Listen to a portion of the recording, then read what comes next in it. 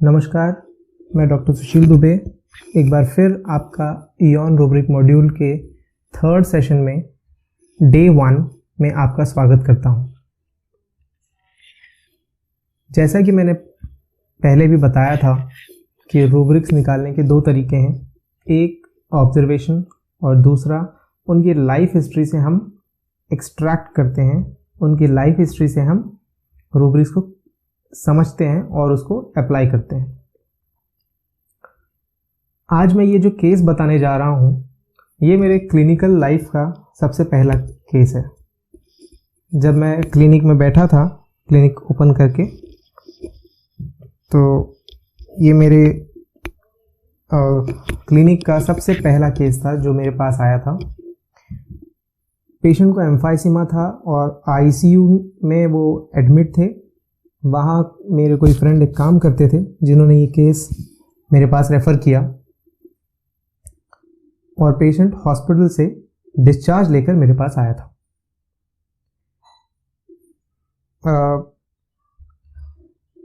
मैं चाहूँगा कि इस केस को समझने के लिए जो मैंने ऊपर पीडीएफ अपलोड किया है, आप उसके रिलेशन में आप इस चीज़ को समझिएगा। तो इस केस में मैंने जो पहला रूब्रिक लिया था वो था इंडस्ट्रियस। अब इंडस्ट्रियस है क्या? इंडस्ट्रियस शब्द का हिंदी में मतलब होता है मेहनती, परिश्रमी, कामकाजी, आलस ना करने वाला। इंडस्ट्रियस जो ये शब्द है, ये ऐसे लोगों के लिए है जो बहुत ही हार्डवर्क करते हैं, ऐसे लोग जो अपने काम के लिए पूरी तरह से समर्पित होते हैं। उन्हें काम करने के लिए समय देखने की ज़रूरत नहीं। ऐसे लोग 24 घंटे में से 15 से 18 घंटे तक काम कर सकते हैं बिना किसी से शिकायत किए। Industrious refers to people who always work very hard. It is characterised by hard work and perseverance. It is working energetically and devotedly. Industrious is a kind of disposition to constantly working hard. Complete repertory में अगर आप देखें तो उसमें rubric है Industrious Mania to Work। Mania मतलब सनक, तो Industrious Mania to Work का मतलब हो गया जैसे काम करने की सनक हो। अब इस केस में हमें कहाँ पता चलता है कि ये Industrious Mania है? देखते हैं। Now let's concentrate what he says. He said, पैसे के लिए मैं 14 से 16 घंटे काम करता था। आज भी अगर किसी ने मुझे ट्रेन में बिठा दिया तो मैं ट्रेन चला सकता हूँ। मैं छोटा था तब भी बहुत काम करता था। मुझ में बहुत ताकत थी। 100 किलो मैं सर पर बोझ ढो लेता था। वो समय और था। ऐसा नहीं कि घर वाले गुस्सा करेंगे इसलिए काम करता था। मैं बस अपना काम करके रखता था। हमारे खेत में पानी नहीं आता था तो मैं पानी ढो ढो कर ले जाता था। अब ज़रा देखिए, ये आदमी अभी तुरंत हॉस्पिटल से बाहर आया है। कंडीशन क्रिटिकल है। इतना कमज़ोर होने के बावजूद वो काम करना चाहता है। This clearly shows that he is industrious and he has mania to work. So the rubric is Industrious Mania to Work. दूसरा रूब्रिक जो हमने लिया है वो है डिस्पेयर रिकवरी ऑफ।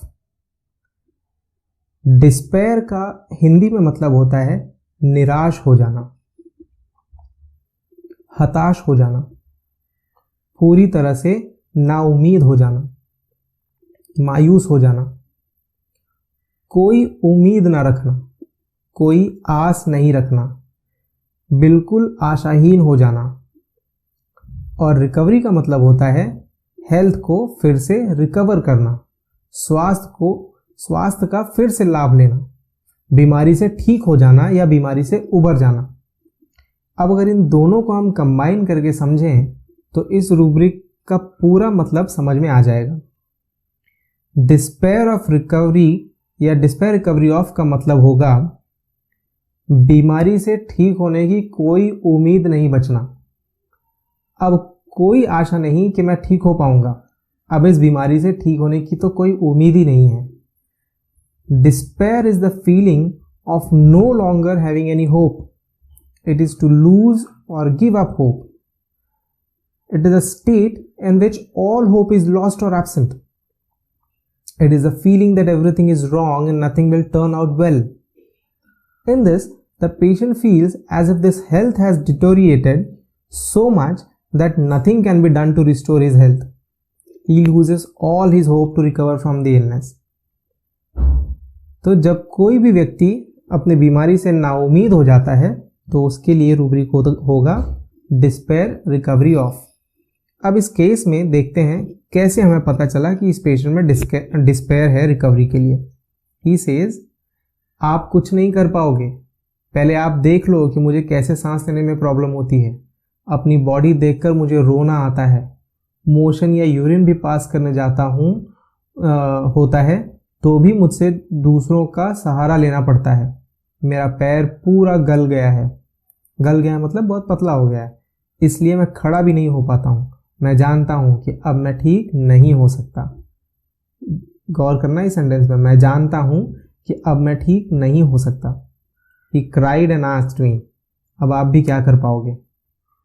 ऐसी पूरे स्टेटमेंट में हमें नहीं पता चल रहा है कि जैसे तो इसने तो ये मान ही लिया है कि अब ये ठीक नहीं होगा। This is hopelessness to get recovered from his illness. This is the rubric despair recovery of. Next rubric जो हमने लिया वो है डिक्टेटोरियल। डिक्टेटोरियल शब्द बना है डिक्टेटर से और डिक्टेटर का मतलब होता है तानाशाह। एक ऐसा आदमी जो तानाशाही करता हो। डिक्टेटर वो होता है जो सभी लोगों को अपने कंट्रोल में रखता है। ये फोर्सफुली दूसरों के ऊपर रूल करता है। ये लोग दूसरों के ऊपर डोमिनेट करेंगे और उनसे अपनी ही बात मनवाते हैं। जो मैं कहूं वही करना है, उसके अलावा कुछ नहीं करना है। Such people rule over others. Dictatorial is used to describe person who tries to control other people in a forceful and unfair way. It is a characteristic of an absolute ruler or absolute rule having absolute sovereignty. Domineering means trying to control other people and make them obey you. It is tending often to tell people what to do, often trying to control the behavior of others. A dogmatic person thinks he or she is always right and won't listen to any other opinion. They are so sure that your beliefs and ideas are right that you expect other people to accept them. Despotic is a ruler with absolute power.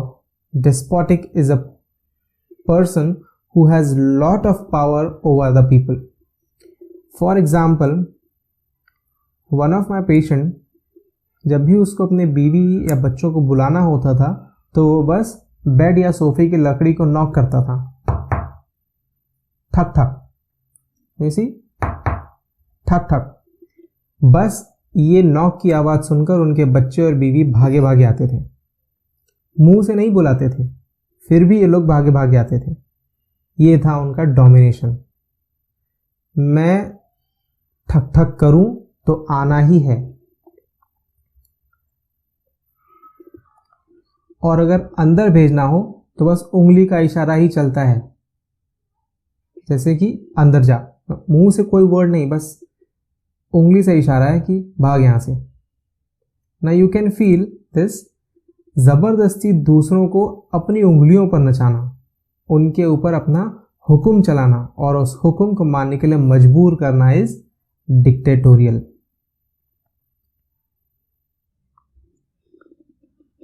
Next rubric जो हमने लिया इस case में that was hottie.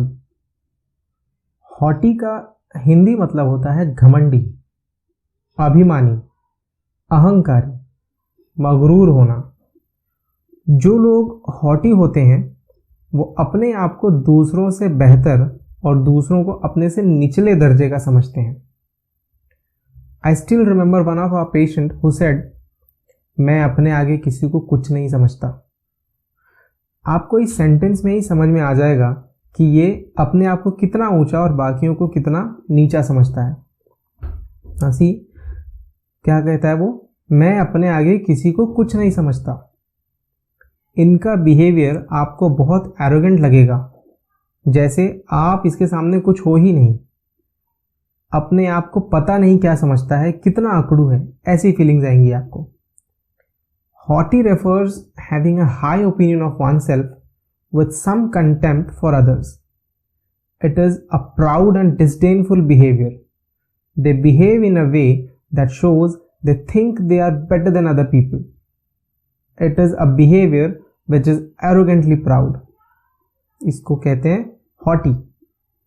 बहुत ही famous character है, जैसे आपने देखा होगा लाडला फिल्म में आपने श्रीदेवी को देखा होगा, दैट इज हॉटीनेस। या आपने जमाई राजा फिल्म में आपने हेमा मालिनी का कैरेक्टर देखा होगा, जो एक बहुत ही हॉटी सास थी। यहाँ पर आपको डिक्टेटोरियल रूब्रिक भी आपको उसके अंदर दिखाई दे जाएगा कि मैं जो कहूँ वही होना चाहिए। तो this is rubric haughty. Next rubric जो हमने इस केस में लिया था, that was fear social position about his. Rubric जो लिया था वो क्या था, fear social position about his. हमारे इंडियन सब कॉन्टिनेंट में, जैसे इंडिया में, पाकिस्तान में और बांग्लादेश में, हमारे इंडियन सब कॉन्टिनेंट में ये सबसे बड़ा रोग है, क्या कहेंगे लोग। सबसे बड़ा रोग क्या कहेंगे लोग।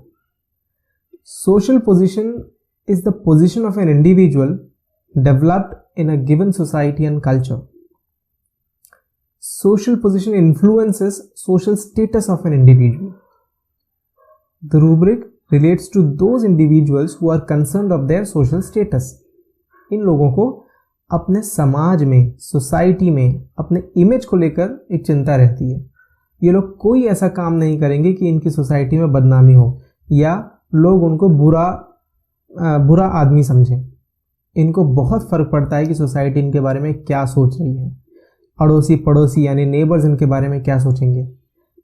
ऐसा कोई भी काम करने से इन्हें डर लगेगा जिससे उनकी सोशल स्टेटस को नुकसान हो।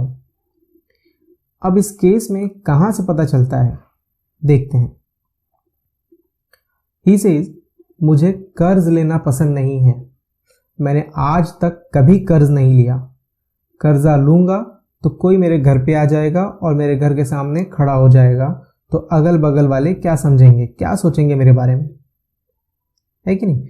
इनके इस लाइन से हमें यह समझ में आता है, इनके इस स्टेटमेंट से हमें यह समझ में आता है कि इनको बहुत फर्क पड़ता है कि सोसाइटी इनके बारे में क्या सोचती है, अड़ोस पड़ोस के लोग, इनके नेबर्स इनके बारे में क्या सोचते हैं। इसलिए ये रूब्रिक लिया गया। ये था fear social position about his. Next rubric जो हमने लिया, that is cynical. Cynical rubric ऐसे लोगों के लिए है जो सामने वाले व्यक्ति के मोटिव पर विश्वास नहीं रखते। उनको लगता है कि सब सेल्फिश हैं और सब सिर्फ अपना काम निकालने के लिए बैठे हैं। उनका फेथ हमारे ऊपर नहीं होता। उनको लगता है कि हम सब लोग स्वार्थी हैं, सेल्फिश हैं, हम उनकी कोई मदद नहीं कर पाएंगे और इसलिए वो हमें डांटेंगे, हमारी खिल्ली उड़ाएंगे, हमें ताना मारेंगे। Cynical people will have lack of faith on us, and so they feel we deserve to be talked rudely. They will have mistrust of our motive, and so they will admonish us, they will contempt us, they will ridicule us. Let us see what was in this case that made us to arrive at this rubric. He says, जब मैंने उनकी breathlessness के बारे में उनका details पूछा, he said, आप कुछ नहीं कर पाओगे, पहले आप देख लो कि मुझे कैसे सांस लेने में प्रॉब्लम होती है। And he insisted that he will walk and show his trouble. जब मैंने उनको रोकने की कोशिश की, ही सेड, आप डर क्यों रहे हो, पहले देख लो। Now while saying this, his tone of voice was so sarcastic and the whole attitude was as if as if I know you are here for looting money. You cannot do anything to improve my condition. As if after I see his condition, I may get frightened and leave his case. We can see that he has complete lack of faith and he is arrogant towards me. तो यानी उनको ये लग रहा है कि अगर मैंने उनका ये कंडीशन देखा कि उनको कितनी तकलीफ है तो शायद मैं उनका केस छोड़ दूं, और इसलिए वो मुझसे एरोगेंटली बात कर रहे थे, वो मुझे पुट डाउन कर रहे थे कि आप कर क्या लोगे, क्यों डर रहे हो, डर जाओगे, डर रहे हो क्या देखने के लिए। तो पूरा का पूरा एटीट्यूड ऐसा था कि जैसे आप कुछ कर तो कुछ नहीं पाओगे, बस आपसे पैसे लेने के लिए मुझे यहाँ पर आपने बुलाया है। So this rubric was chosen cynical. अगर आपको कभी भी ऐसा कोई पेशेंट नज़र आए जो आप पर ट्रस्ट नहीं करता और वो आपको पुट डाउन कर रहा हो, तो रूब्रिक उसके लिए है साइनिकल। नेक्स्ट रूब्रिक जो हमने लिया दैट इज कॉशियस। कॉशियस का मतलब होता है सतर्क रहना, सावधान रहना, सजग रहना, एहतियात करना। कॉशियस को हम समझें तो कॉशियस ऐसे व्यक्ति को कहा जाएगा जो हर बात की एहतियात रखता हो, जो हर खतरे से खुद को सावधान रखता हो। ऐसा व्यक्ति जो अपने आप को या अपने परिवार को खतरे से या बीमारी से बचाने के लिए सतर्क रहता हो। Cautious means to be careful or to watch out for everything that they do. The individual is careful about avoiding danger or risk. It is showing or practicing caution.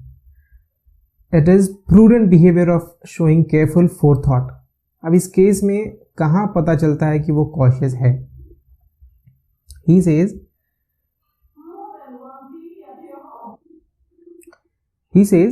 घर में गंदा रहा और फैन चालू रहा तो सब धूल उड़ेगा, फिर नाक से अंदर जाएगा तो मुझे तकलीफ होगी, फिर उसके बाद दूसरों को भी हो जाएगा। सो कहीं ये बीमारी और ज़्यादा बढ़ ना जाए, किसी और को ना हो जाए, इसलिए ही wants to maintain cleanliness. He is being cautious in simplest of his daily activities. Thus, we took the rubric cautious. Next rubric that we took was anxiety, health about own health once. इसके साथ एक और rubric लिया गया है, rubric है hard on inferiors and soft on superiors. मैं चाहता हूँ ये दो रूब्रिक आप प्रिपेयर करें। Hard on inferiors and soft on superiors ये मैं पहले भी लेक्चर में एक्सप्लेन कर चुका हूँ, तो जो लोग भी थे मैं चाहता हूँ वो लोग आगे आएँ और इसके बारे में डिस्कस करें। अगर इन रूब्रिक में से किसी भी रूब्रिक्स में कोई डाउट हो तो आप ज़रूर पूछेगा। इस पेशेंट को हमने लाइकोपोडियम दिया था एंड उनका जो डिस्पेयर था वो तो चला ही गया। आप इसमें देख सकते हैं कि जस्ट क्योंकि उनको गांव जाना था उस समय 7 दिन बाद, तो मैंने उनको 7 दिन के बाद का ही अपॉइंटमेंट दिया। ब्रेथलेसनेस अभी भी थी पर इंटेंसिटी और फ्रीक्वेंसी रिड्यूस हो गई थी। अब पेशेंट का नया वर्जन क्या आया, मुझ में नई ताकत आ गई है, मुझ में जान आ गई है, अब मैं हताश नहीं हूँ, मेरी हिम्मत बढ़ गई है। और उसके बेटे ने साथ में कहा सर आज ये 4 किलोमीटर पैदल चलकर आ रहे हैं and he is still normal. अब आप देखिए जो उसका सबसे बड़ा डिस्पेयर था वो टूट गया, आज ये 4 किलोमीटर पैदल चल कर रहे हैं, he is still normal. This mean the remedy was perfect. उसने उसका डिस्पेयर जो होपलेसनेस था उसको होप में बदल दिया। और इस तरह से ये मेरा पहला केस था मेरी लाइफ का जिसने मुझे काफ़ी कुछ सिखाया, जिसने मेरे क्लिनिक में पेशेंट्स का फुटफॉल भी बढ़ाया। Thank you. अगर कोई क्वेश्चन हो तो ज़रूर पूछिएगा। धन्यवाद। अगर आप इस चैनल पर नए हैं तो मेरे चैनल को सब्सक्राइब करना ना भूलें और बगल में लगी हुई घंटी को ज़रूर दबाएं।